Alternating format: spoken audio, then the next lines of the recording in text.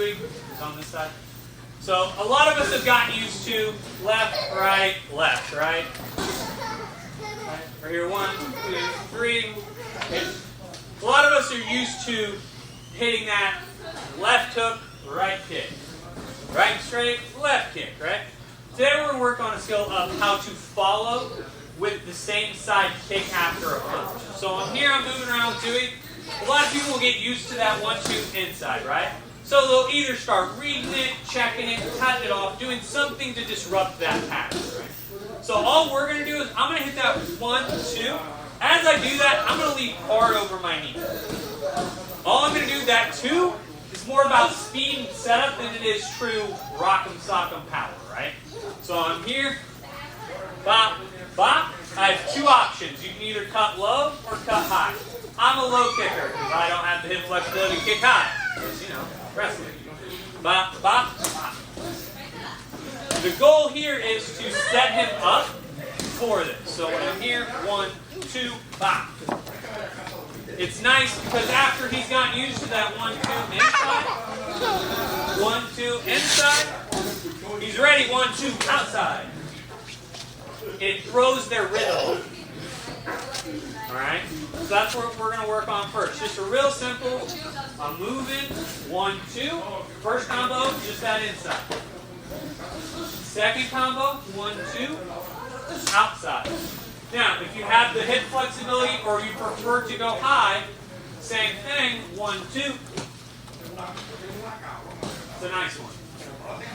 The only thing is, when you come same side here, you got to do a little bit more of a lean to get that through the high side. Questions on that? So the 2 is more of a touch, go. It's not a where you're really digging in that 2. Think of it of landing almost like a jab, where we're just touching with it. Yes, it's all in that touch. Leon Edwards, TJ Dillashaw are the 2 who have fought recently that you guys will have seen do this. So when you're here, the way TJ does it, how many of you guys have seen this? That roll he does is to cover his hip flexibility. So when I'm here, all he's working on is, 1, if my head goes low like this, a lot of people pull their hands for the wrestling and MMA. But it also allows you to come here and disguise that hip and flexibility. He does it left side, he does it on this side too. 1, 2. Either side works. Ortho or southpaw. Questions on that? We're out. 1, 2, 3. Same thing. We're here. I hit my 1, 2, 3. Everyone's ready for that right kick, right? Not shocking. I'm here. 1, 2, 3. Bop. Right? So instead, that first combo we're going to hit that way. Second combo, I'm going to hit 1, 2, 3. Bop. Bringing it right behind. It should, for those of our musically inclined people, the beat is, right? That's how this should land. It's 1, 2, 3, 4. Now, you can take this high or low, inside or backside. 1, 2, 3. 1, 2, 3. Or high. I would not go body with this. That is a personal preference. I don't recommend kicking to the body unless you've set it up well. This one just doesn't lend itself to body kicking. The nice part about this one is, though, I can pull out of that to fix my range, or I can turn into it if I want to come in with it. Bop, bop. I like attacking that back leg because it just ruins people's day. So we want to get ahead, we try and land the foot almost. Yeah, whenever you're landing a head kick, if you can, you want to hit shin to kind of neck to jawline here. If not, it's cracking your foot across their face. Alright. So when I'm here, 1, 2, 3, boom. Trying to roll that right across there. Now, the reason I like coming to that back leg, no one's ever, 1, conditions it the same as they do their front leg, and 2, no one ever braces it for kicks. So if you've ever sparred with me and you've seen me start to do this, it's because I'm trying to chop your back leg out and force you to switch stances. Really ruins people's day when you do that. So questions on this one? Why don't you recommend it for the body?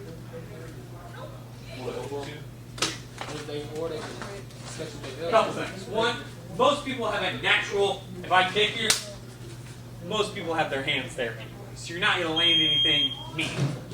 Two, MMA-wise, a lot of people are good at catching. Please kick me in an MMA fight. I don't care who you are, I'll eat the one. The second time you kick me, I'm taking you down. Pittsburgh. Kid threw 3 leg kicks in a row. Ate the first one, read the second one, took the third one.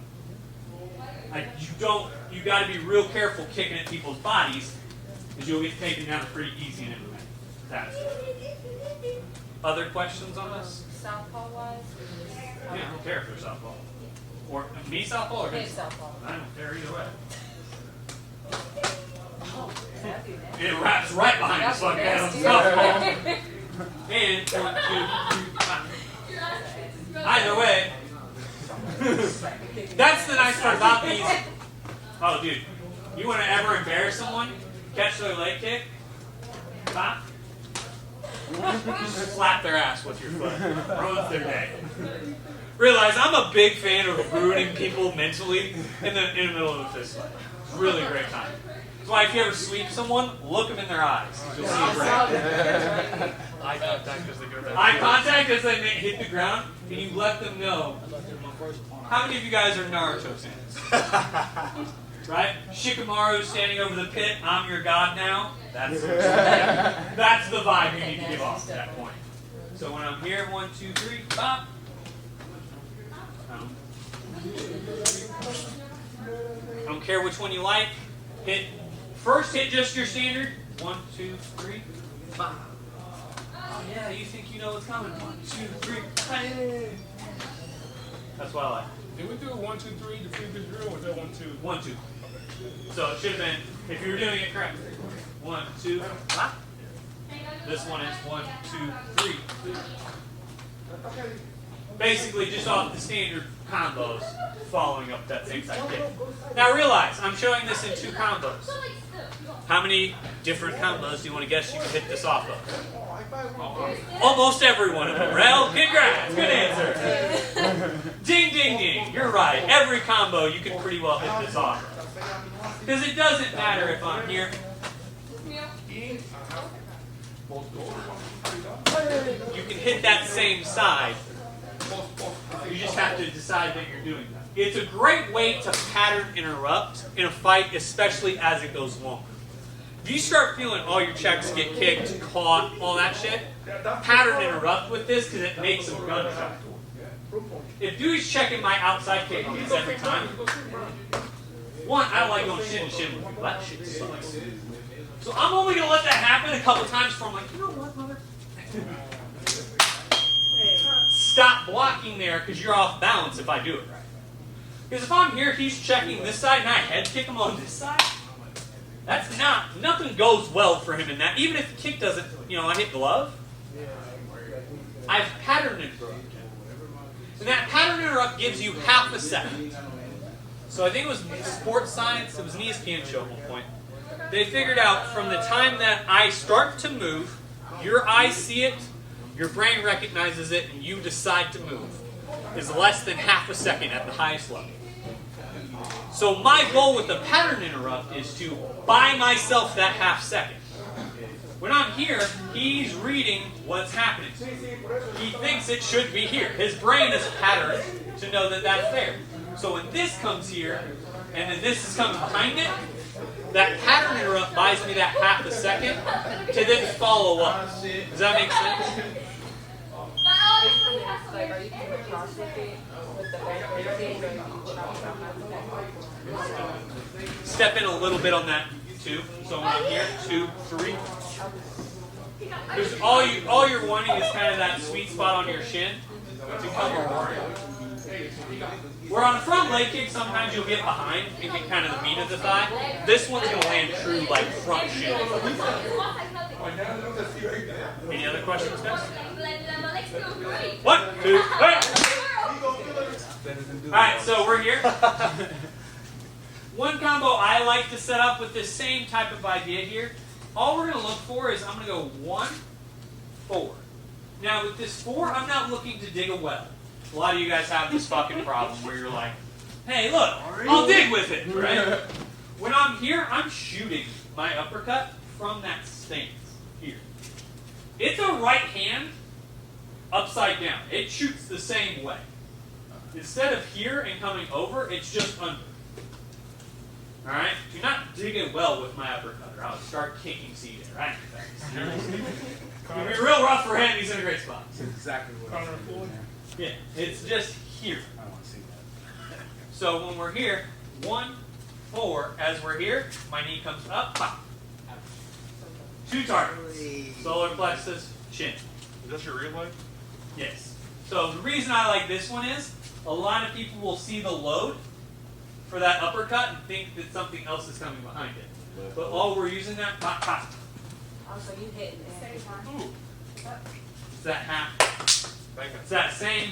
This whole thing is built off of that half beat instead of a like.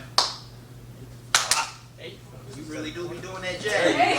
There you go, musician. Yeah. I play guitar. I'm cool. So we're here.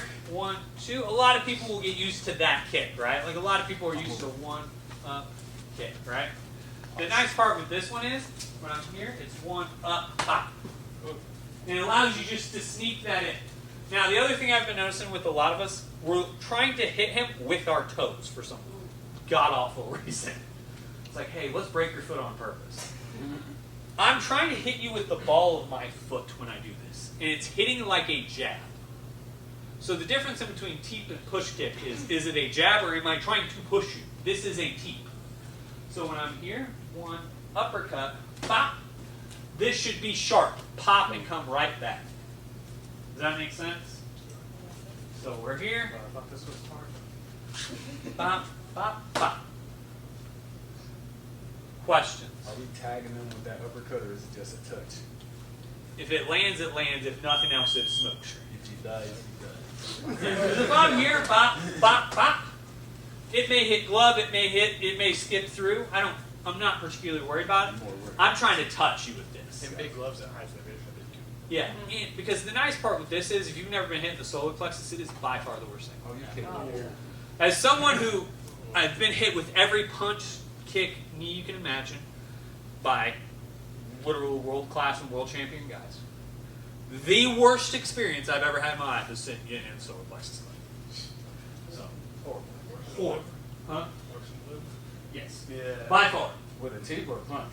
Teep. It was actually, so I was here, the gentleman I was fighting had an 84-inch reach. So John Brown? Yeah, that's all it was. 6'4". I'll bring him in, don't worry.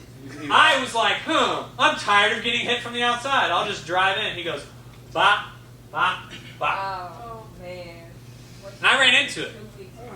And Carlos, at the time, I was on the ground like this, huddled, crying. I was dying, I thought.